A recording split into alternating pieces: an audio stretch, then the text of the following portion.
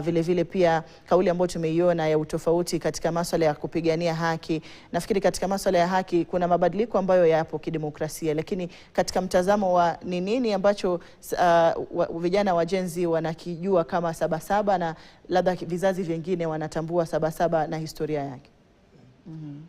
Asante sana Hadia kwa kunipatia nafasi ya kuzungumza. Nilikuwa nataka kusema hivi kwamba Sabasaba ya hapo awali ya miaka 80, miaka 90 ilikuwa haswa ni kushinikiza serikali kuachilia mfumo wa vyama vingi vya kisiasa. Na hiyo shinikizo iliendelea mpaka mwaka wa 91 ile section 2A ikaondolewa katika katiba, na hivyo kukapeanwa nafasi ya vyama vingi.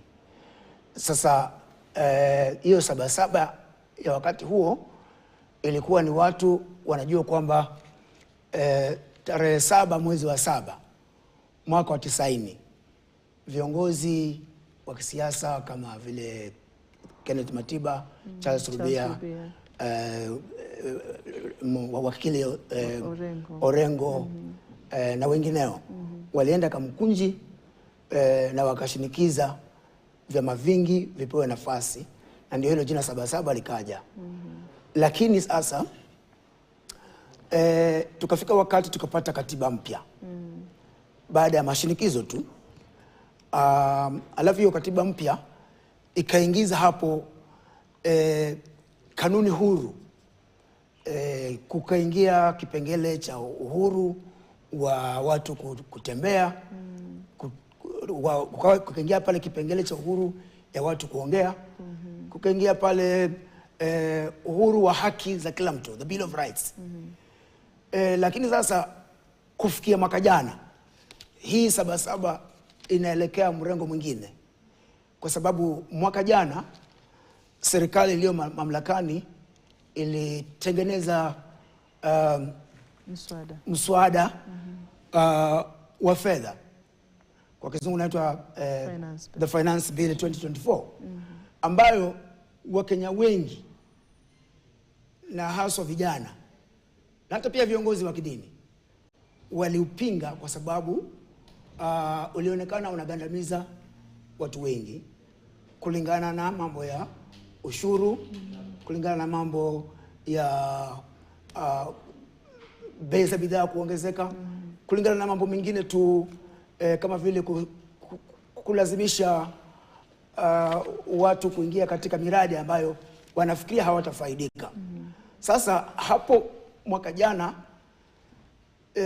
kwa sababu ya shinikizo hilo kwamba ule mswada wa fedha ulikataliwa, kukawa na maandamano. Na kulipokuwa na maandamano, Hadia, maandamano hayo yakapata vijana wengi walikuwa wameenda kuandamana wakafa. Nakala iliyo wazi ni walikufa kama vijana 60. Na hao walijitokeza kwa sababu ya miaka mingi ambayo kumekuwa na shinikizo la haki kufuatwa, demokrasia kufuatwa, uwazi, kutokuwa na upendeleo wa kabila ama wa kidini ama wa kisiasa. Lakini walipoona kwamba hiyo haifanyiki, vijana wenyewe, siwezi sema kama walikuwa kuna wazee hapo ndani, lakini vijana wakajitokeza na wakachukua jukumu, wakafanya fujo na wakapenya mpaka wakaenda bungeni, wakaingia bunge kule. Walipoingia bunge wakafukuza wabunge. Hasa hapo ndio kukawa na mtaharuki wa mshike, na ikawa sasa polisi wanawasitisa, na ikaendelea hivyo mpaka rais wetu kwa hekima yake hakupitisha ule mswada. Baada ya hapo sasa vijana wakawa wanaangalia, wakawa wameweka mikakati yao kwamba ifuatwe. Lakini kitu tunataka ni wakosoe vijana ni kwamba hawana anwani, wanasema hawana anwani, hawana chama, na pia hawana kiongozi.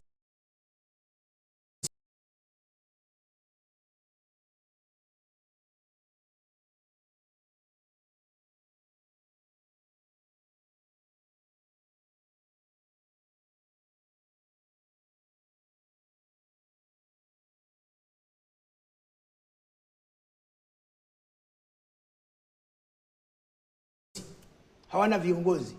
Sasa mimi nataka niseme kwamba kwa heshima tu ya kuwa na kundi ambalo halina mikakati, hatuwezi kurudi kwa nyakati za kale. Lazima tufuate sheria. Sasa katika hali hizo ndio kumekuwa na mafukuzano paka na panya. Kwa njia nyingine vijana wanasukuma serikali nayo kupitia kwa idara ya polisi wanawafukuza. Kwa hivyo nikusema kwamba sababu makana na makamu kuna tofauti kwamba vijana hao wameendelea kusukuma serikali, na serikali nayo kwa upande mwingine imejaribu kuweka usalama, hivi kwamba sasa kumekuwa na hali ya taharuki, kwa sababu mmoja wao anaitwa Albert Ojwang alishikwa na polisi na akapatikana tu ameuawa mikononi mwa polisi. Sasa hii ya mwaka huu ina dukuduku zaidi, kwa sababu leo ni siku ya kuzaliwa ya Ojwang na vijana walijitokeza wakitafuta kwamba wanataka haki ya Ojwang na wale wengine waliokufa iweze kupatikana. Asante. Naam, sijui vijana wenyewe wanasemaje. Maana ndio wale vijana wenyewe wanasemaje kuhusiana na masuala ya kuwasilisha. Nafikiri Sam pia